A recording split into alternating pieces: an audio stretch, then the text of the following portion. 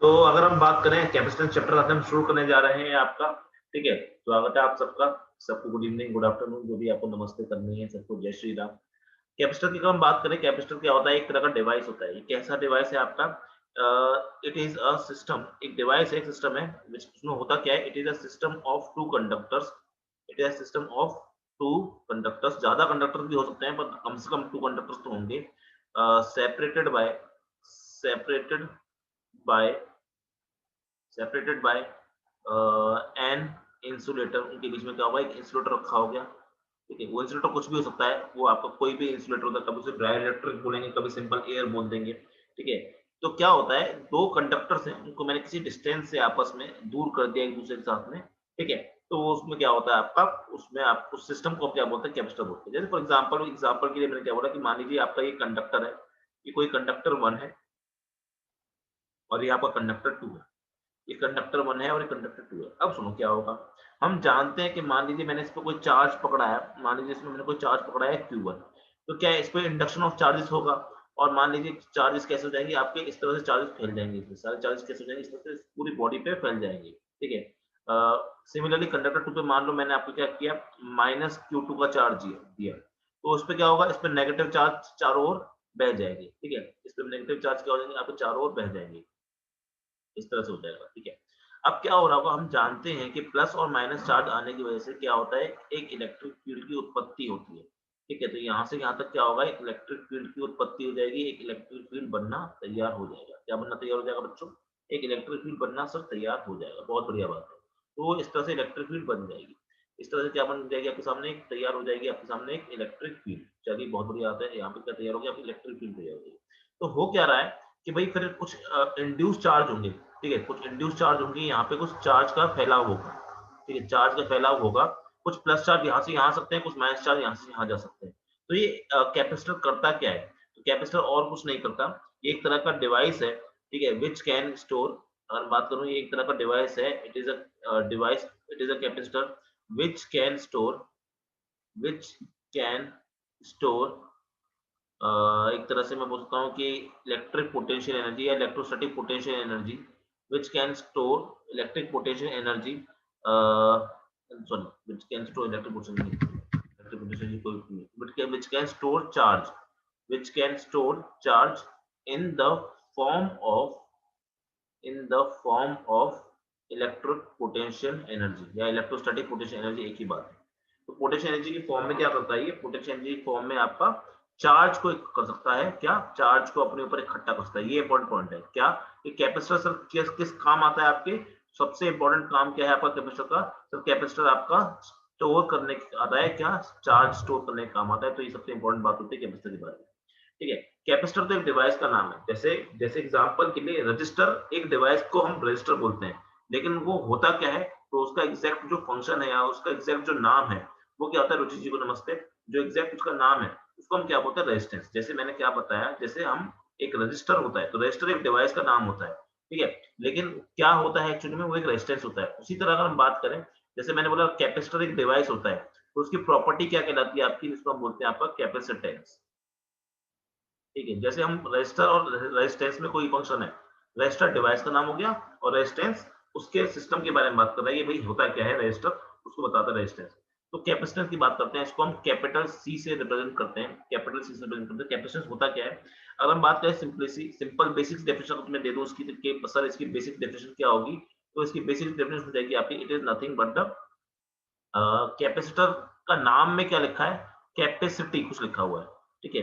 Capacitor के नाम में क्या लिखा हुआ, कैपेसिटी लिखा हुआ, तो क्या हम क्या बोलते हैं, it is nothing but the capacity to hold charge, capacity to hold charge, ठीक है। किसी चार्ज को होल्ड करने की कैपेसिटी जो होती है पर यूनिट वॉल्यूम, किसी वॉल्यूम में कोई कंडक्टर आपके पास में, ठीक है, कोई कंडक्टर आपके पास में, उसके अंदर कितना चार्ज इकट्ठा हो सकता है, उसके अंदर कितना चार्ज इकट्ठा हो सकता है, ठीक है, उसको हम क्या बोलते हैं, एक तरह से उसको हम बोलते हैं आपका उसको हम बोलते हैं आपका क्या, एक तरह से कैपेसिटर होता है, कितना चार्ज इकट्ठा कर सकता है, ठीक है। अगर हम सिंपल शब्द में बात करें कि मान लीजिए मैंने क्या किया आपका, ठीक है, मैंने क्या किया आपका कि भाई सॉरी, पर यूनिट पोटेंशियल होता है, per unit potential of the conductor, कैसे होता है आप समझो। मान लो मैंने क्या किया, आपका यहाँ पे एक आपका पुट किया है, यहाँ पे एक चार्ज पुट किया है, ये कंडक्टर है, इस पे चार्ज पुट किया है। हर बच्चा जानता है, मैंने बहुत अच्छी से सारी चीजें बताई थी, जब भी आप किसी कंडक्टर पे चार्ज डालते हो तो वो चार्ज पूरा का पूरा क्या होता है आपका कंडक्टर के आउटर आ जाता है। ये बात तो याद है ना आपको। बाहर से चार्ज मैं लेके आता हूँ, इलेक्ट्रोस्टैटिक्स में सारी चीज अच्छे से बताई थी कि बाहर से मैं कंडक्टर पे कोई चार्ज लाके रखता हूँ तो कंडक्टर कहाँ करता है आपका आउटर सरफेस में जमा हो जाता है। ये मैंने इलेक्ट्रोस्टैटिक्स में बहुत ढंग से बताई थी बात। नहीं याद है तो इलेक्ट्रोस्टैटिक्स की सारी सारी जो वीडियोस हैं वो एक प्लेलिस्ट में मेरे चैनल पड़ी हुई है, आप जाके वहां पे देख सकते हो, ठीक है। और कोई शर्माने वाली बात नहीं, आपके लिए ही है, मेरे लिए नहीं है वो, ठीक है। सुनो, तो मैंने क्या किया, ऐसे कंडक्टर चार्ज किया, तो मैं जानता हूँ कि क्या होगा सर, वो उस तरह से आपका डिस्ट्रीब्यूट हो जाएगा यूनिफॉर्मली, जहां भी आपका जा सकता है उस तरह से डिस्ट्रीब्यूट हो जाएगा पूरे सरफेस के आउटर सरफेस पे, ठीक है। तो मैंने बोला कि सर अगर मैं पोटेंशियल, हर बच्चा जानता है, हर बच्चा जानता है कि जो आपका पोटेंशियल होता है वो आपका क्यू के डायरेक्टली प्रोपोर्शनल होता है। क्या हर बच्चा यहाँ पे जानता है जो पोटेंशियल होता है वो क्या होता है आपका डायरेक्टली प्रोपोर्शनल टू क्यू होता है, मतलब potential is directly proportional to your charge.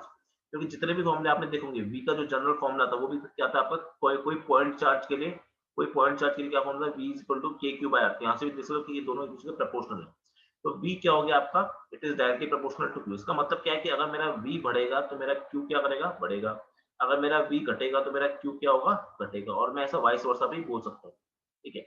अब बचपन में आपने चीजें पढ़ी होंगी, क्या मैथमेटिक्स में पढ़ते थे ना कि y is directly proportional to x, तो आप सिंपली वहां पे क्या बोल सकते थे, y इज इक्वल टू के एक्स टाइप से लिख सकते थे, जहाँ पे के क्या होता था आपका प्रोपोर्शनलिटी कांस्टेंट। उसी तरह से अगर मैं इसको आगे देखना चाहता हूँ तो क्या मैं v इज इक्वल टू, यहाँ पे प्रोपोर्शनलिटी कांस्टेंट आ चाहिए, और प्रोपोर्शनलिटी कांस्टेंट कोई और नहीं वो c ही होता है, ठीक है। प्रोपोर्शनलिटी कांस्टेंट और नहीं, और उल्टा बोल दिया मैं, ठीक है। तो अगर मैं यहाँ से ये बात बोलूँ तो यहाँ से मैं ये भी बोल सकता हूँ आपका क्या, कि q is directly proportional to आपका v भी हो सकता है। अगर मैं इस प्रोपोर्शनलिटी साइन को हटाना चाहता हूँ तो यहाँ पे मैं क्या लगा सकता हूँ, आपका c v लगा सकता हूँ। ये c एक्चुअली में क्या है, ये एक तरह से आप ये बोलो कि ये आपका प्रोपोर्शनलिटी कांस्टेंट है, ठीक है, प्रोपोर्शनलिटी कांस्टेंट है। और अच्छी बात क्या होती है, प्रोपोर्शनलिटी कांस्टेंट है और यही आपका कौन बनता है, यही आगे जाके इसको हम कैपेसिटेंस के नाम से पुकारते हैं। गुड इवनिंग मीनू जी, वापस से लेट आई, तो हमने लेट टाइम रखा था तो तुम ये भी नहीं मुझसे सब खाना खा रही थी, ठीक है। तो यहाँ से Q is directly proportional to V से हम क्या बोल पा रहे हैं कि क्या निकल के आएगा आपका, Q is equal to CV निकल के आएगा। समझ में आई बात कि क्या निकल के आ गया आपका, Q is equal to CV निकल के आएगा। बहुत इंपॉर्टेंट रिलेशन है यहाँ से, ठीक है। तो यहाँ से अब बच्चों को क्या लगता है, अब बच्चों को क्या लगता है, सुनना एक बात को, बच्चों को ये लगता है आपका, बच्चों को लगता है सर कैपेसिटेंस का फॉर्मूला मिल गया मुझे, देखो बच्चों को लगता है सर मुझे कैपेसिटेंस का फॉर्मूला मिल गया, क्या, तो C is equal to Q by V, ठीक है, फॉर्मूला मिल गया तो बहुत अच्छी बात है। अगर मैं इसकी ऐसा यूनिट की बात करता हूँ, अगर मैं बात करता हूँ इसकी ऐसा यूनिट की, तो आप क्या बोलोगे सर, क्यू की यूनिट क्या होती है सर, वो होती है आपकी कूलम। मैं नाम लिख रहा हूँ पूरा ताकि आपको कंफ्यूजन ना लगे, सी दो बार आ गया। डिवाइड बाय वोल्टेज की यूनिट क्या होती है आपकी, वो तो आपकी वोल्ट ही होती है, तो कूलम पर वोल्ट इसकी ऐसा यूनिट हो जाएगी। लेकिन इसको हम और श्रद्धांजलि देने के महत्व से फेराड नाम से बुलाते हैं, किस नाम से, फेराड, और उसको हम कैपिटल एफ से रिप्रेजेंट करते हैं, ठीक है। तो ये होती है। अदर यूनिट्स की अगर बात करें, जो जनरली इंपॉर्टेंट यूनिट मानी जाती है, जो मोस्ट जो कॉमन यूनिट आप इस्तेमाल करते हो, ठीक है, वो कौन सी होती है, वो होती है आपकी माइक्रोफेरेड। इसको हम पढ़ते हैं कि आपका, इसको हम पढ़ते हैं माइक्रोफेरेड, ठीक है। क्योंकि म्यू का मतलब होता है माइक्रोफेरेड, और हम हर बच्चा जानता है म्यू का मतलब क्या होता है, माइक्रो, माइक्रो का मतलब क्या होता है आपका, इसका मतलब होता है 10 की पावर माइनस, मतलब 1 माइक्रोफेरेड की वैल्यू क्या हो जाएगी आपकी, it is 10 to the power minus 6 farad. ये इंपॉर्टेंट यूनिट है क्योंकि एक्चुअली में आपका जो कैपेसिटर होते हैं बहुत छोटे छोटे डिवाइस होते हैं। आप कभी घर पे जाके किसी से पूछना कि मुझे एक कैपेसिटर देखना है, तो देखोगे बहुत छोटे छोटे डिवाइस जो होते हैं वो कैपेसिटर होते हैं। तो उनकी वैल्यू ना अगर तुम फेराड में निकालते हो तो ये काफी बड़ी यूनिट होती है, काफी बड़ी यूनिट होती है। तो अब बड़ी यूनिट तो आप हर जगह लिख नहीं सकते, तो आप छोटी यूनिट में आंसर करके आते हो, माइक्रो फेराड बहुत छोटी यूनिट होती है, लेकिन इसी यूनिट में आपको जो देखने को मिलते हैं कैपेसिटर अपने घरों में, इसीलिए देखने को मिलते हैं। इसलिए आप जब भी आगे जाकर सवाल करोगे ना, तो 99% सवालों में आपको जितने भी कैपेसिटर मिलने वाले हैं वो हर जगह आपको माइक्रो फेराड में दिए गए होंगे। तो इस बात पे गौर करना चाहिए। चलिए अगर आगे बात करते हैं, तो कैपेसिटेंस की बात हमने कर ली, ठीक है। अगर मैं यहाँ पे अगर और बात आपसे पूछता हूँ, अगर मैं पूछता हूँ आपसे और बात, तो इंपॉर्टेंट बात समझना, वो बात है क्या, कि भाई एक बात याद रखना, जब मैंने आपको Q is directly proportional to V से बात क्या बताई थी, Q is equal to CV होता है। तो C क्या है आपका, C एक प्रोपोर्शनैलिटी कांस्टेंट है, C क्या है, एक प्रोपोर्शनैलिटी कांस्टेंट है, ठीक है। प्रोपोर्शनैलिटी तो ठीक है, पर शब्द के साथ लिखा हुआ क्या, कांस्टेंट, क्या लिखा हुआ है, कांस्टेंट। मतलब एक बात पे हमेशा याद रखना भले ही आपका यहाँ से C is equal to Q by V है, C इज इक्वल टू क्या है आपका क्यू बाय ई है, लेकिन C is not dependent on, ये इंपॉर्टेंट बात लिख रहा हूँ क्योंकि बच्चे से बहुत ज्यादा कंफ्यूज होते हैं, C is not dependent on both Q and V। मतलब जो C होता है वो ना तुम्हारा Q पे डिपेंड करता है ना वो तुम्हारा V पे डिपेंड करता है। ऐसी चीज हमने पहले कहीं और भी पढ़ी थी, मुझे पता है तुम लोगों को याद नहीं होगा इसलिए मैं बता रहा हूँ। ऐसा ही चीज आपने पहले पढ़ी थी, आपने ओम्स लॉ में, ऐसी चीज आपने पढ़ी थी ओम्स लॉ में। ओम्स लॉ में क्या होता था आपको, V is equal to I R बताया था। तो आप यहाँ से कुछ बच्चे R का फॉर्मूला क्या बना सकते हैं, V अपॉन I बना सकते हैं। ठीक है, फिर अब बोलो, अगर मैं आपसे, मैंने वहां पे आपसे पूछा भी था कि अगर मैं V को डबल कर दूंगा तो R की वैल्यू क्या हो जाएगी, तो बच्चों ने बोला डबल हो जाएगी। नहीं, V आपका does not depend, V sorry R जो है it does not depend on both V and I, both V and I। फिर किस बात पे डिपेंड करता है सर, फिर किस बात पे डिपेंड करता है आपका R, वो सर डिपेंड करता है आपके मटेरियल पे, रेजिस्टिविटी पे, टेम्परेचर पे, इन सब चीजों पे डिपेंड करता है। सिमिलरली उसी की जैसे मैं यहाँ पे बोल सकता हूँ बात, सिमिलरली बात मैं यहाँ पे बोल सकता हूँ क्या, कि जो आपका C है, क्या है आपका C जो है, ये किस पे डिपेंड करता है, it depends on material, it depends on material and surrounding, कि भाई उसके आसपास क्या रखा है, उसके आसपास कैसा इंडक्शन ऑफ चार्ज हो रहा है, वो किस मटेरियल का बना है, इस बात पे डिपेंड करता है फिर आपका सी। तो और किसी बात पे डिपेंड नहीं करता सी, ये वाली बात आपको समझने वाली है और इस पे सवाल भी पूछे गए, जैसे सवाल पूछेंगे उसको तो हम आगे देखेंगे।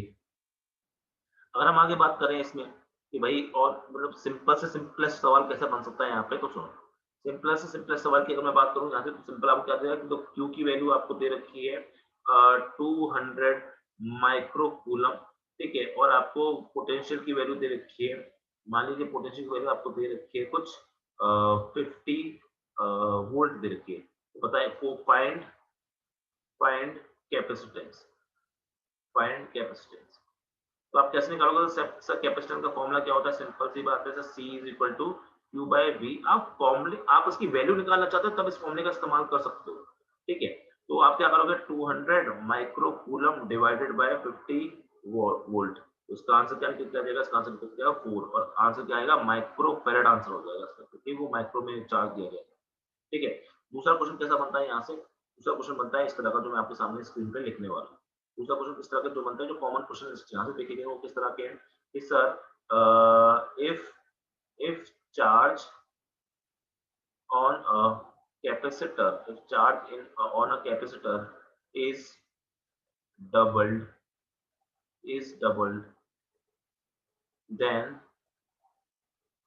what will be the value of new capacitance। नमस्ते निखिल जी, बहुत लेट आ रहे हो। सवाल इस तरह से आता है कि अगर एक कैपेसिटर पे के चार्ज को हम डबल कर देते तो बताइए उसकी वैल्यू क्या होगी, ठीक है। मान लो इनिशियल आप कैपेसिटर की वैल्यू आपको C दे रखी थी, तो C रहेगी, या आंसर क्या हो जाएगा 2C हो जाएगा, या आंसर क्या 3C हो जाएगा, या आंसर तुम्हारा 4C नहीं, आंसर तुम्हारा इस तरह से मैं बोलूँ तो आंसर आपका मान लीजिए C/2 हो जाएगा। तो बताइए इसका आंसर क्या होगा, ठीक है। कि अगर मैंने क्या किया, आपके रुचि जी आंसर C बता रही है या आंसर A बता रही है, ठीक है। तो देखो, अब बोल रहा है कि अगर चार्ज कैपेसिटर पे चार्ज को मैंने डबल कर दिया, कैपेसिटर पे चार्ज को मैंने डबल कर दिया, तो बताइए इसकी वैल्यू, नए कैपेसिटर की वैल्यू क्या होगी। तो आप क्या बोलोगे, सर सिंपल सा सवाल है, बहुत जल्दी आप सो जाकर बोलेंगे सर देखिए आपने जैसा मुझे समझाया अभी थोड़ी देर पहले, आपने जैसा मुझे थोड़ी देर पहले समझाया उसमें क्या बताया, उसमें आपने बताया सर कि सर जो C होता है वो क्या होता है आपका Q बाय V होता है, C क्या होता है आपका, वो Q बाय V होता है। तो इस हिसाब से अगर मेरा Q जो है वो 2Q बन गया, तो उस हिसाब से मेरा C क्या होना चाहिए आपका 2Q होना चाहिए। पर ये सोचना क्या है आपका बहुत बड़ा पाप है, ये सोचना क्या है आपका बहुत बड़ा पाप है, बहुत बड़ी गंदगी। क्यों, क्योंकि मैंने अभी थोड़ी देर पहले लिखा है कि C does not depend on both Q and V। तो मतलब यही सवाल कल को B का बन के भी आ सकता है, मैंने तो आपको Q में दे दिया है सवाल, कल यही सवाल B का बन के भी आ सकता है। तो मतलब इसका क्या है सर, C की value, C value remains same, C की वैल्यू क्या रहेगी आपकी, सेम की सेम रहेगी। अगर सेम की सेम रहेगी तो आपका आंसर क्या हो जाएगा sir, your answer will be A, your answer will be A. I hope कि ऐसे छोटे मोटे जो सवाल आते हैं आपको समझ में आए होंगे। चलिए आगे बढ़ते हैं। ठीक है, तो सी का अगर मैं बात करूं फॉर्मूला क्या होता है, क्यू बाई वी। सिर्फ वैल्यू निकालने के लिए आपसे यूज तो ऐसे क्या हो जाएगी इसकी, कूलम पर वोल्ट हो जाएगी, जिसको हम शॉर्ट में आपका फेराड नाम से भी बोलते हैं। बाकी तो मैंने आपको बताई दिया कि इसकी जो जनरल यूनिट इस्तेमाल की जाती है वो माइक्रोफेराड होती है। 1 microfarad is equal to 10⁻⁶ farad. अगर मैं तुम लोगों से पूछूं कि इसका डायमेंशनल फॉर्मूला क्या होगा, अगर मैं तुमसे पूछूं इसका डायमेंशनल फॉर्मूला क्या होगा, कभी कभी एग्जाम में ये फॉर्मूला पूछा गया है तो आपको निकालना आना चाहिए, तो आप क्या बोलोगे? सर कुछ नहीं, वेरी वेरी सिंपल। ठीक है, कैसे निकालेंगे? सर देखिए कुछ नहीं करना है इसमें, आप क्या बोलोगे? सर देखिए क्यू बाय वी है ना, तो मेरा सारा फोकस आ जाएगा क्यू पे और सारा फोकस हो जाएगा वी पे। तो ये आपका एक तरह से होमवर्क है। ठीक है, मैं ये सवाल नहीं करवाऊंगा, होमवर्क दे रहा हूँ मैं आपको कि कैसे निकालना है इसका। ठीक है, निकालने का तरीका आपको टूट के लाओगे, मैं आपके सामने सिर्फ क्या कर रहा हूँ, आंसर पेश कर रहा हूँ। ठीक है, ये मेरी जिम्मेदारी नहीं कि आप कैसे निकालोगे। ठीक है, तो सुनो, अगर मैं बात करता हूँ यहाँ से, तो इसका आंसर जो निकल के आता है, इसका आंसर निकल के आता है m-1 l-2 t की पावर 4 और a की पावर 2। ये आपका होमवर्क है कि आप कैसे निकल के आता है ये निकाल के आएंगे। जो डायमेंशनल फॉर्मूला होता है वो ये निकल के आता है, निकालेंगे घर पे बैठ के अच्छे से। अगर डाउट आता है तो फिर आप डिस्कशन ग्रुप पे, जो हमारा डिस्कशन ग्रुप है उसको मुझसे बोल देना, मैं वहाँ पे आपसे डिस्कस करूंगा एक बार इसको अच्छे से। चलिए आगे की बात करते हैं हम। तो सुनो, आगे की बात अगर हम यहाँ पे करना चाहते हैं तो भाई क्या होता है, अब मैं जो मैंने आपको अभी डिपेंडेंस डिपेंडेंस बताया था ना, उसको मैं एक काम करता हूँ। तो एक और बात याद रखना, जो कैपेसिटेंस होता है ना आपका, ये एक स्केलर क्वांटिटी होता है। अगर कोई को पूछे तो कैसी क्वांटिटी होता है, आपका स्केलर क्वांटिटी होता है। ठीक है, चलिए अब मैं जो मैंने अभी थोड़ी देर पहले आपको समझाया था कैपेसिटेंस किस पर डिपेंड करता है, किस पर डिपेंड नहीं करता, तो मैं वो बात आपको यहाँ पे लिख के दे रहा हूँ आपका। ठीक है, ताकि आपको ये चीज याद रहे। ठीक है, टेम्परेचर डिपेंड, कैपेसिटेंस डिपेंडेंस। तो फर्स्ट हम देख लेते हैं आपका, इट डिपेंड्स ऑन, कि किस किस चीज पे डिपेंड करता है, किस किस चीज पे डिपेंड करता है। तो पहली बात याद रखना, ये बहुत सारी चीजों के ऊपर डिपेंड करता है। फर्स्ट क्या होगा, सबसे ज्यादा चीज जिस पे वो डिपेंड करता है, वो डिपेंड करता है आपका, it depends on the size and shape, size and shape of the conductor. क्यों करता है, कैसे करता है, ये सारी चीजें हम आगे जाके पढ़ेंगे, अभी नहीं। ठीक है, क्यों करता है, कैसे करता है, कैसे नहीं करता, वो सारी बातें हम करेंगे बाद में जाके।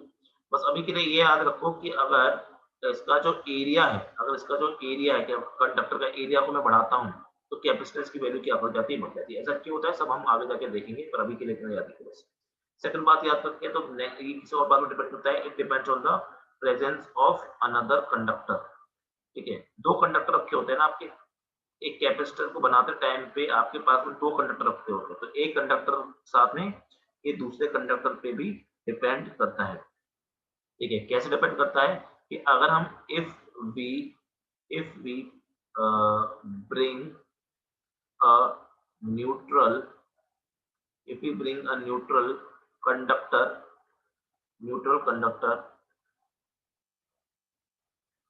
to, neutral conductor near to a charged conductor, near to a charge conductor, तब आपका क्या करता है, आपकी सी की वैल्यू क्या हो जाती है, बढ़ जाती है। ऐसा क्यों होता है, क्योंकि ऐसा करने से जब भी आप किसी न्यूट्रल कंडक्टर के चार्ज कंडक्टर पास में जाओगे तो वहाँ पे इंडक्शन ऑफ चार्जेस हो जाएगा, और इंडक्शन ऑफ चार्जेस का मतलब क्या हो जाएगा, वहाँ पे आपका चार्ज स्टोरेज की क्षमता बढ़ गई है, और चार्ज स्टोरेज क्षमता बढ़ गई तो उसका मतलब क्या है, आपका सी की वैल्यू क्या कर रही है, अब बढ़ गई है।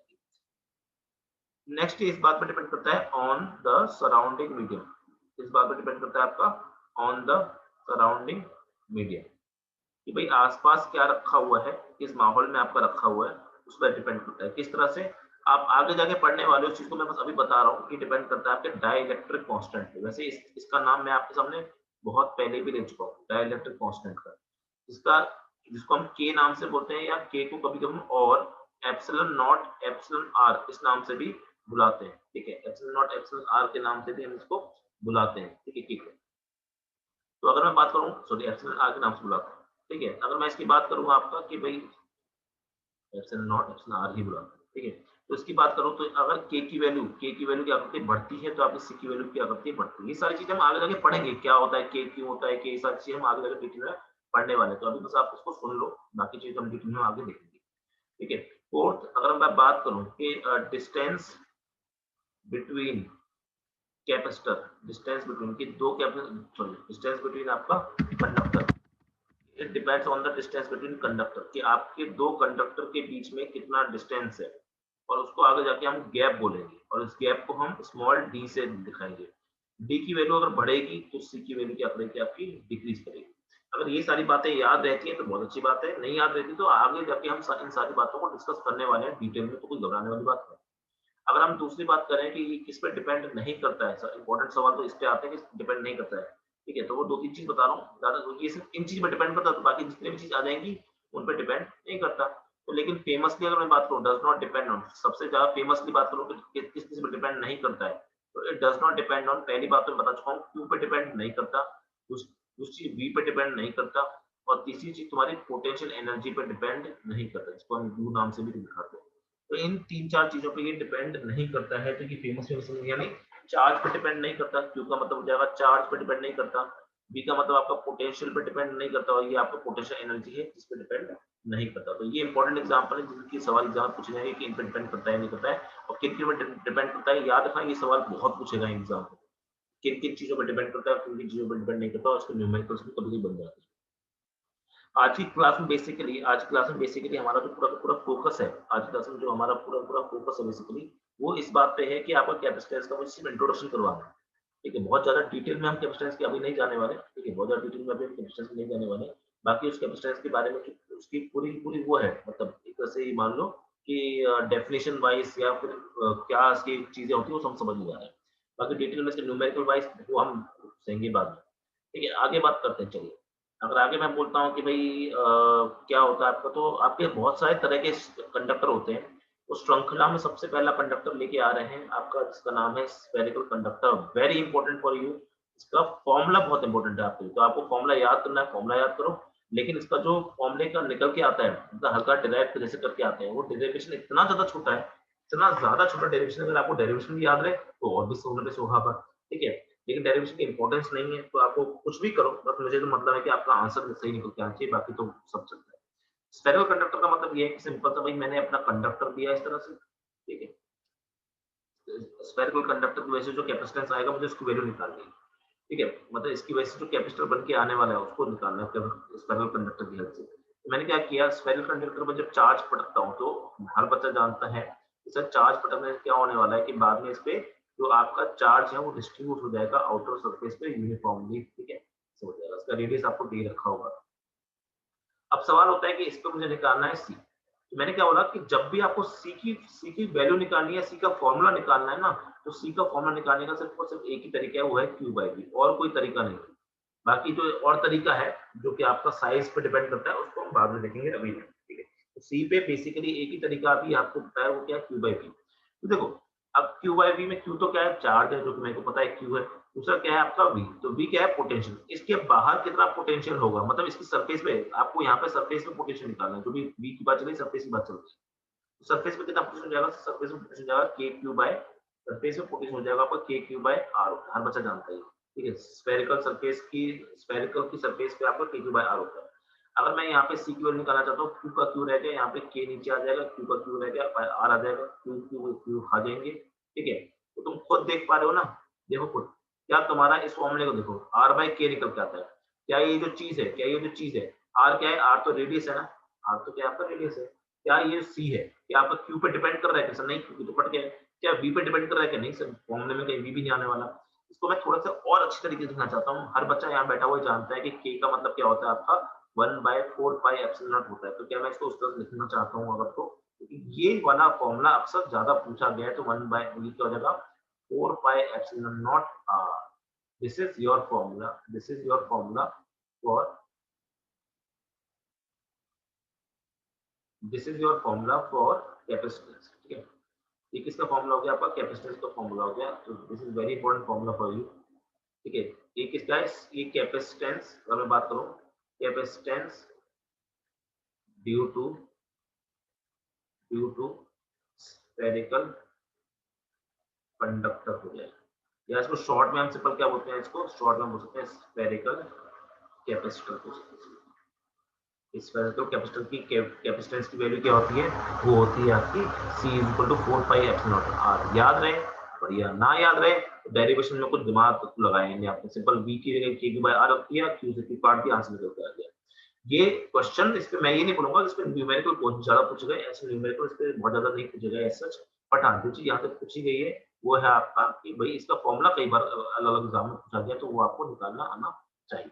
चलिए आगे बढ़ते हैं, निकालते हैं हम किसी और सरफेस के लिए, ठीक है, निकालते हैं किसी और। तो तीन चार सरफेस हैं, जैसे आपका स्फेरिकल है, ठीक है, जैसे आपका स्फेरिकल है, और बात करता हूँ जैसे आपका वो है, कहते हैं सिलेंड्रिकल है, ठीक है, और जैसे आपका क्या बात करें, आपका है पैरेलल प्लेट कैपेसिटर है, तो उनकी ज्यादा पढ़ाई पूछी गई है, ठीक है। तो आज हमारा फोकस होगा मेनली, आज की क्लास में हमारा मेन फोकस होने वाला है इस बात पे कि हमको निकालना है कि पैरेलल प्लेट कैपेसिटर का जो कैपेसिटेंस की वैल्यू होती है वो, या उसका जो फॉर्मूला होता है वो क्या होता है। आज की क्लास में हमारा बेसिकली ये होगा सारा सारा ध्यान की जो आपका कैपेसिटेंस का फॉर्मूला होता है वो क्या होता है for the case of parallel plate capacitor, और वो सबसे ज्यादा इंपॉर्टेंट है। नेक्स्ट चीज हम क्या देखने वाले हैं आपका, नेक्स्ट चीज हम देखने जा रहे हैं आपकी पैरेलल प्लेट कैपेसिटर, इंपॉर्टेंट है ये पैरेलल प्लेट कैपेसिटर, क्योंकि ये मान लो आप पूरे चैप्टर में जितने भी सवाल आप करने जा रहे हो, चाहे वो न्यूमेरिकल हो चाहे थ्योरेटिकल हो, वो आपके सिर्फ और सिर्फ किस पे बेस होंगे, आपके पैरेलल प्लेट कैपेसिटर पे ही बेस होंगे। तो ये सबसे इंपॉर्टेंट क्लास है आपके लिए, ठीक है। आज सिर्फ इंट्रोडक्शन है, आज की क्लास छोटी क्लास है, ठीक है। बाकी आज अब ये क्लास जो नेक्स्ट क्लास होगी थोड़ी सी बड़ी क्लास होगी, क्योंकि इस नाम पे सर्किट में भी खुद पढ़ेंगे जल्दी से जल्दी। अगर हम बात करें पैरेलल प्लेट कैपेसिटर क्या होता है, कुछ नहीं होता, आपका एक एक प्लेट इस तरह से हो गई यहाँ पे कंडक्टर की, ठीक है, और एक प्लेट इस तरह से यहाँ पे कंडक्टर की, और इन दोनों को मैंने क्या किया, आपका पैरेलल रखा है एक दूसरे को, इन दोनों को मैंने क्या रखा है, पैरेलल रखा है। जब तक कि मैं ये बताता हूँ कि भाई क्या करना है क्या नहीं करना है इस सवाल में, आप लोग एक काम करो, अब मैं देखता हूँ कि आप में से किसी को ये फॉर्मूला पता है कि नहीं, electric field due to capacitor, sorry electric field due to a large plate या इनफाइनाइटली लार्ज प्लेट का फॉर्मूला पता है कि नहीं पता किसी को। Electric field due to an infinitely large plate का फॉर्मूला किसी को पता है या नहीं पता है, अगर पता है तो जल्दी से मुझे बता के बताए कि भी क्या होता है सर, ठीक है। तो सुनो देखते हैं किसी को पता है नहीं पता है, सिग्मा के टर्म्स में होता है, अगर फॉर्मूला याद होगा कुछ तो इसमें फिर मैं क्या करता हूँ, मान लीजिए आपका क्या है कि भाई इस पे आपका जो चार्ज है प्लस चार्ज रखा है, इस पे क्या रखा है प्लस चार्ज, इस पे क्या रखा है नेगेटिव चार्ज रखा है, इंडक्शन हुआ है चाहे जैसे भी हुआ है वो भी हुआ है, ठीक है। तो यहाँ पे क्या हुआ है आपका, मान लीजिए इस पे प्लस सिग्मा है और इस पे क्या है आपका माइनस सिग्मा है, ठीक है। अगर किसी को भी याद होगा, मुझे पता है 100% पता है कि किसी को याद नहीं होगा, इसमें मैं बता देता हूँ आपका, किसी इनफाइनाइटली पैरेलल प्लेट की वजह से, ठीक है, जो आपका किसी पॉइंट पे जो आपका इलेक्ट्रिक फील्ड होता है, अगर यहाँ प्लस है तो इलेक्ट्रिक फील्ड ऐसे होगी, और उसका फॉर्मूला क्या होता है, इसका फॉर्मूला होता है आपका sigma two sigma by two epsilon not.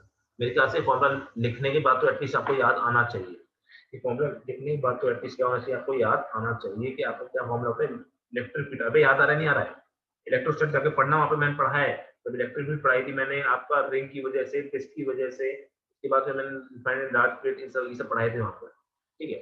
तो सुन, तो मैंने क्या कहा कि भाई electric field due to an infinitely large plate का क्या फॉर्मूला होता है, सिग्मा बाय 2 एप्सिलॉन होता है, लेकिन यहाँ पे दो है, यहाँ पे तो दो है, तो क्या हो गया, दो होने तो, ठीक है, दो होंगे तो क्या होगा, इस पूरे रीजन में आपका इलेक्ट्रिक फील्ड पैदा होगी, इस पूरे रीजन में क्या होगा आपका इलेक्ट्रिक फील्ड पैदा होगी, कैसे पैदा होगी सुनो, ठीक है। अगर इस पूरे फील्ड की बात करता हूँ, इसके इनके बीच में क्या होने वाला है आपका, इनके बीच में सर आपकी इलेक्ट्रिक फील्ड का इंडक्शन होगा, कैसे होगा, तो सुनो क्या बोलूंगा सर, देखिए प्लस चार्ज की वजह से किसी भी एक यहाँ बना लो, किसी भी एक पॉइंट पे प्लस चार्ज की वजह से क्या होगा आपका, प्लस चार्ज की वजह से यहाँ पे आपका आएगा सिग्मा बाय 2 एप्सिलॉन नॉट आ गया, ठीक है, क्योंकि आपका प्लस चार्ज से हमेशा इलेक्ट्रिक फील्ड क्या होती है, दूर की तरफ होती है।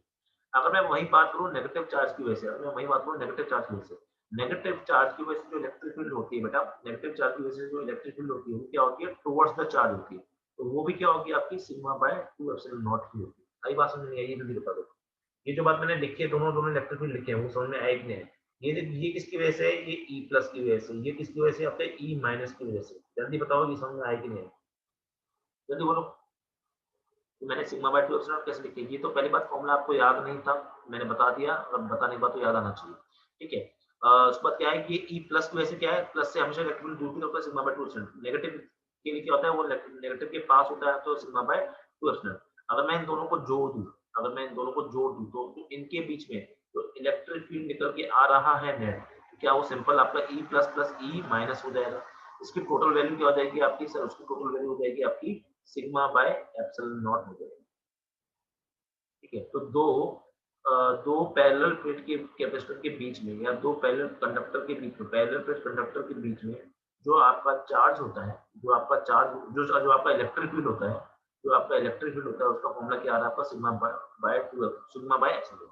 यार मैंने सिग्मा बाय एप्सिलॉन बहुत बड़ी बात नहीं है समझता, सिग्मा बाय एप्सिलॉन मेरे लिए बहुत बड़ी बात नहीं समझना, मुझे बात करनी है इसके आगे, मुझे क्या करनी है बात इसके आगे की। सुनो मैं क्यों निकाल रहा हूँ ई, उसका मुझे यूज है अच्छा खासा। बाद में भी ई आपके सिलेबस में है, इसको सी ई के बारे में हम बाद में बहुत डिटेल बात करने वाले हैं, पर अभी नहीं। ठीक है, अब सुनो, मैं जानता हूँ सर कि मुझे अगर मैंने मान लिया लेट कि इनके बीच का डिस्टेंस क्या है आपका डी, याद है मैंने कहा था कि दो यहाँ पे दो कंडक्टर के बीच का डी क्या है, उसको हम बोलते हैं गैप, और गैप कुछ नहीं है डिस्टेंस है आपका, ठीक है, डिस्टेंस है।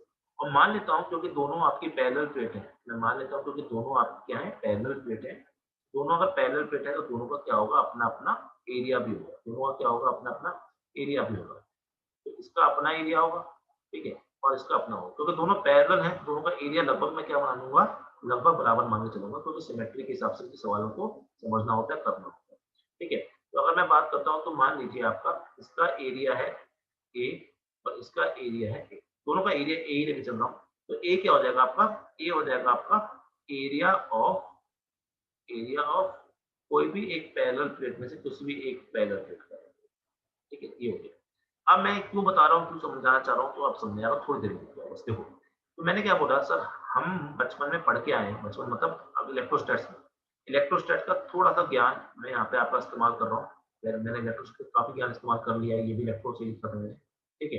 पर देखो मैंने फिर इसलिए बताया था आपको, अगर आपने इलेक्ट्रोस्टैटिक्स नहीं पढ़ा तो आपके लिए कैपेसिटी, मैंने जब इलेक्ट्रोस्टैटिक्स में आपको पढ़ा रहा था, मैंने उस टाइम चिल्ला चिल्ला के आपसे एक बात बोली थी, बेटा इलेक्ट्रोस्टैटिक्स से पढ़ लो, बिकॉज अगर इलेक्ट्रोस्टैटिक्स समझ नहीं आया तो करंट इलेक्ट्रिसिटी समझना मुश्किल हो जाएगा, ठीक है, कैपेसिटर समझना मुश्किल हो जाएगा, और ये तो छोड़ो, आगे जाके हम मैग्नेटिज्म पढ़ने जा रहे हैं, उसमें भी आपको कहीं ना कहीं उसका इस्तेमाल होगा। तो इलेक्ट्रोस्टैटिक्स बहुत ज्यादा इंपॉर्टेंट चैप्टर है, बहुत बड़ा चैप्टर है, बहुत टाइम लिया था उसको सॉल्व करके, पर उसको और उसको हम पूरा समझने में, तो इसलिए प्लीज उसको वापस पढ़े, अगर कुछ भी चीज रही है सारी की सारी वीडियो सारे सारे जो नोट्स हैं वहां से मिल जाएंगे आपको, तो प्लीज उसका यूज करें।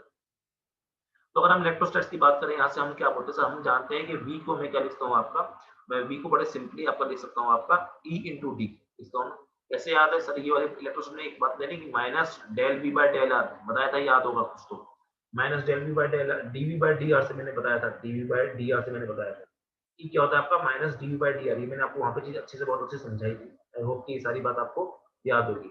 लेकिन अगर 1D, क्योंकि यहाँ पे सारी चीज 1D में चल रही है, 1D में तो हम सिंपल E को क्या लिखते हैं आपका माइनस डीवी अपॉन डीएक्स भी लिख सकते हैं। तो हम क्या करते हैं, हम क्या करते हैं जानबूझ के एक किसी भी एक प्लेट को अर्थिंग कर देते हैं, किसी भी एक प्लेट की क्या करते हैं हम अर्थिंग करते हैं, क्यों करते हैं, एक प्लेट की अर्थिंग करने से फायदा ये होता है, किसी भी एक प्लेट की अर्थिंग करते हैं उस वाली प्लेट का पोटेंशियल क्या हो जाता है, जीरो होता है, तो जो पोटेंशियल बचा होगा वो किसका होगा, वो यही होगा, जो पोटेंशियल बचा होगा वो क्या होगा, यही होगा, ठीक है। अब इसको मैं क्या लिखता हूँ, ई को मैं क्या लिखता हूँ आपका, ई को मैं लिखता हूँ यहाँ पे आपका v2 minus v1 upon x2 minus x1, इस तरह से लिख सकता हूँ। क्या इतना डिटेल मुझे जाने की जरूरत है नहीं, क्योंकि मुझे से मैग्नीट्यूड से मतलब होता है, लेकिन अगर किसी को फिर भी ये खुजली हो इस तरह की माइनस कहाँ से आया, तो उसके मैं बताना चाहता हूँ आपका। देखो यहाँ पर x की वैल्यू क्या है, यहाँ पे x की वैल्यू 0 होगी, यहाँ पे x की वैल्यू क्या है, यहाँ पे x की वैल्यू आपकी d होगी, तो मैं क्या यहाँ पे लिखता हूँ आपको माइनस v2 की वैल्यू क्या है, 0 है, माइनस v1 की वैल्यू क्या है, v है, अपॉन x2 की वैल्यू क्या है सर, वो है आपकी d है, और x1 की वैल्यू क्या है, वो है 0। यहाँ से भी जब तुम निकालते हो तो e क्या निकल के आता है, it comes out to be v by d, यहाँ से v क्या हो जाएगा तुम्हारा e इंटू डी हो जाएगा, क्या है, तुम सिंपल मैग्नीट्यूड से भी निकाल सकते हो, मैग्नीट्यूड से बोलो सर इसका मतलब क्या है, इलेक्ट्रिक फील्ड क्या होता है, potential upon length, electric field क्या होता है, अगर तुम मैग्नीट्यूड की बात करो तो v अपॉन लेंथ होता है, लेंथ यहाँ पे क्या है d है, तो यहाँ से v क्या आ जाएगा e इंटू डी आ जाएगा। इसी भी तरीके से सोचो, आंसर सही आना चाहिए, वो वाली बात इंपॉर्टेंट है, बाकी कंसेप्ट तो मैंने आपको अच्छे से समझाई थी। यहाँ से v क्या हो जाएगा e इंटू डी, तो मैं यहाँ से v को क्या लिखता हूँ, e मैंने यहाँ पे लिखा है आपका सिग्मा बाय एप्सिलॉन, तो v क्या हो जाएगा आपका sigma by epsilon into D, ये v निकल के आ गया, ठीक है, चलो बहुत बढ़िया बात है, मजा आ रहा है, अच्छी बात है, जल्दी जल्दी और बताइए क्या कर सकते हैं इसमें, सुनो। तो आगे की बात अगर मैं समझाना चाहूंगा आपको प्यार से कि इसके आगे मैं क्या करूंगा, तो सुनो यहाँ पे, तो सुनिए आगे मैं क्या बोलूँ, v मेरा निकल के आ गया। अब मैं बात करता हूँ आपका, देखो मुझे c निकालने की किसकी जरूरत है, आपकी q बाय v की, तो v तो आ गया। अब मैं बात करता हूँ q की, तो q क्या होता है सर, आपको सिग्मा दे रखा है, सिग्मा क्या होता है आपका, ये होता है आपका प्लेनर चार्ज डेंसिटी या एरियल चार्ज डेंसिटी, ठीक है, एरियल चार्ज डेंसिटी ये होता है, और सिग्मा का फॉर्मूला मैंने आपको क्या बताया, चिल्ला चिल्ला के उस टाइम बताया था कि q बाय एरिया होता है, क्या होता है q बाय एरिया, तो q बाय a लिखता हूँ, तो यहाँ से आपका q क्या आ जाएगा, यहाँ से आपका q और उसमें सिग्मा इंटू a आ जाएगा, यहाँ से क्या आ जाएगा q क्या आ जाएगा, सिग्मा आ जाएगा। अब मैं करता हूँ आपका सर क्यू क्या आ गया, सिग्मा ए आ गया। तो आपको क्यू पता चल चुका, आपको बी पता चल चुका। अब आपको खेल क्या बचा है, खेल बचा है आपका सी निकालने का। सी का फॉर्मूला क्या होता है sir, Q by A, sorry Q by B होता है। कभी भी आपको सी निकालना हो तो आप क्या यूज करने वाले हैं, आप यूज करेंगे अपना क्यू बाय बी यूज करेंगे, तो क्यू बाय बी हो जाएगा। क्यू की वैल्यू क्या है सर, क्यू की वैल्यू है सिग्मा इंटू ए, ठीक है। बी की वैल्यू क्या है सर, वो है आपके sigma D bye epsilon not. यहाँ से सिग्मा को काटोगे, ठीक है, और कुछ तो कटेगा नहीं, तो यहाँ से क्या निकल जाएगा, epsilon naught A by D निकल जाएगा। क्या निकल जाएगा आपका, epsilon naught A by D निकल जाएगा। तो सी का ये formula must be remembered by you at all times. C is equal to epsilon naught A by D. It is a very very very important formula for you. अगर ये formula याद नहीं किया तो अपने पैरों पे बहुत लंबे वाली कुल्हाड़ी मार रही है, बस वो मार मत देना, बहुत दर्द होता है। ठीक है, मैंने नहीं मारा है, पर मैं किसी की शक्ल देख के तो बता सकता हूँ, मुझे याद आती है अपने पे इस्तेमाल नहीं। This is the formula for the this is the formula for the capacitance. This is the formula for the capacitance of a parallel plate capacitor. This is the formula for the capacitance for a parallel plate capacitor. Very very important formula for you.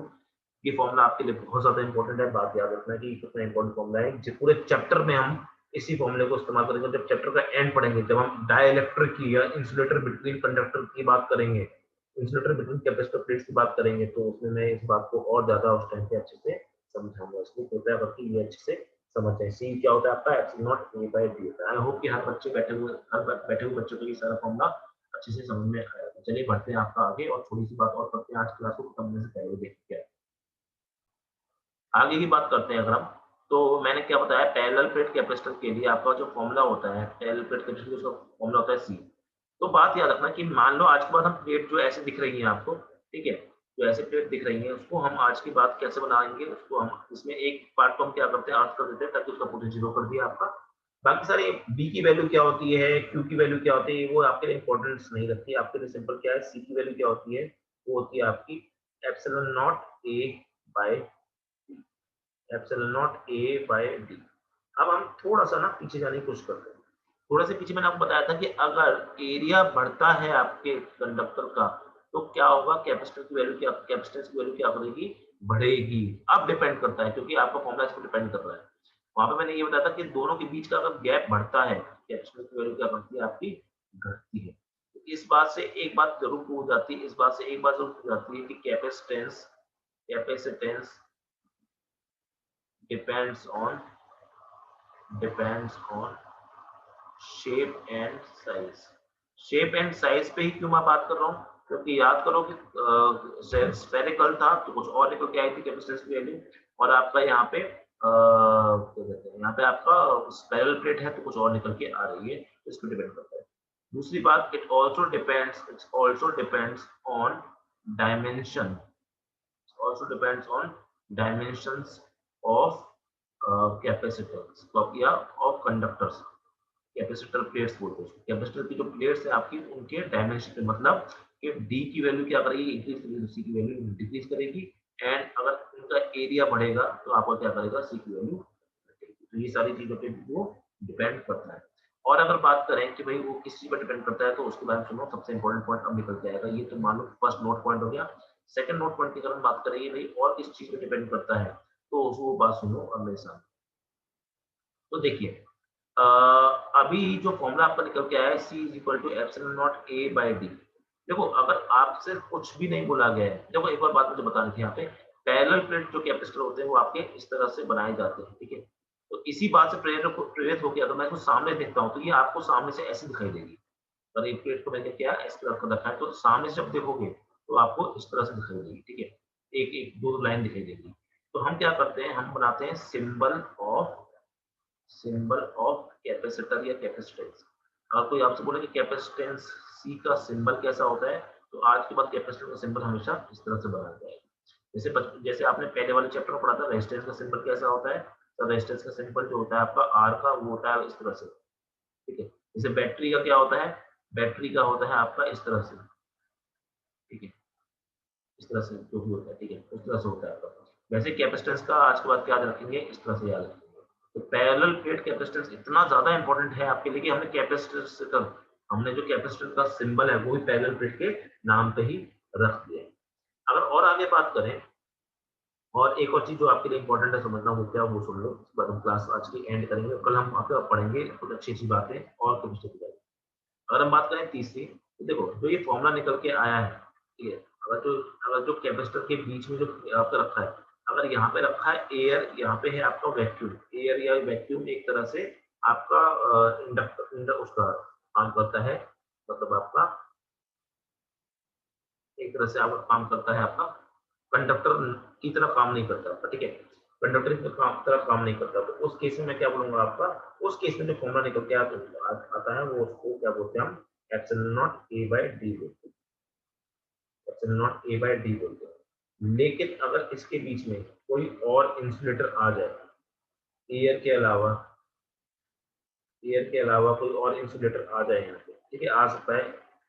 क्या होता है insulator, क्यों आता है, कैसे आता है, क्यों आता है, क्यों नहीं आता, उन सबको हम बाद में डिस्कस करेंगे। और इसको आगे जाके इंसुलेटर को हम डाइलेक्ट्रिक भी बोलते हैं, डाइलेक्ट्रिक्स भी बोलते हैं, ठीक है।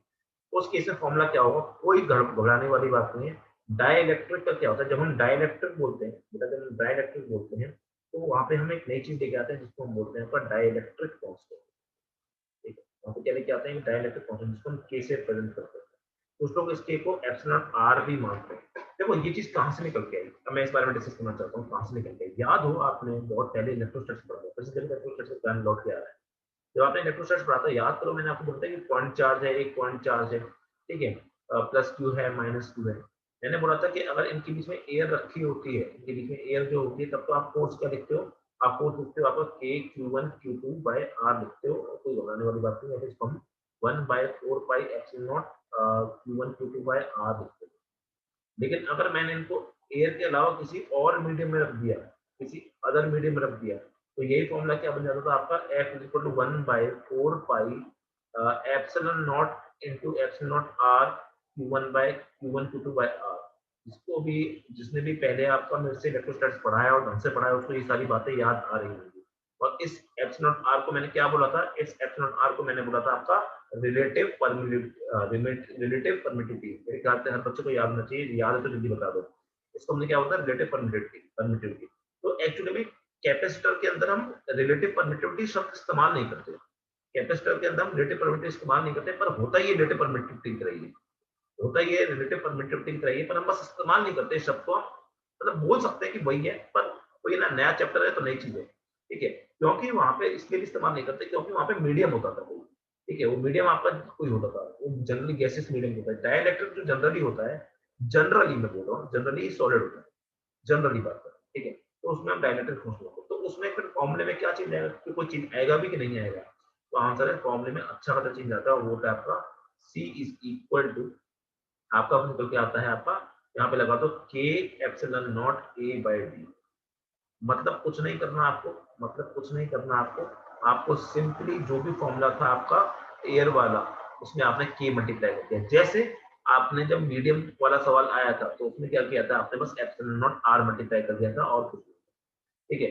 तो इसको के को हम क्या बोलते हैं, आपका डाइलेक्ट्रिक कांस्टेंट बोलते हैं, जो कि हम जनरली इस्तेमाल करते हैं इसके, ठीक है। के की जो वैल्यू होती है ये हमेशा आपकी वन से बड़ी होती है, के की वैल्यू जो होती है वन से बड़ी होती है। बस वन कब होगी इसकी वैल्यू, वन होगी जब आपका वो जो मीडियम है अंदर वाला जो इंसुलेटर है वो एयर या वैक्यूम होगा, और इसकी वैल्यू वन से तो बड़ी होगी जब कोई भी अगर आप मटेरियल इस्तेमाल करो, ठीक है। तो ये याद करो, मैंने आपको थोड़ी देर पहले ये भी बताया था कि किस किस पे डिपेंड करता है आपका, तो ये किस चीज पर डिपेंड कर रहा है आपके, कौन सा इंसुलेटर उसके पास रखा है, इस बात पे भी वो डिपेंड करता है।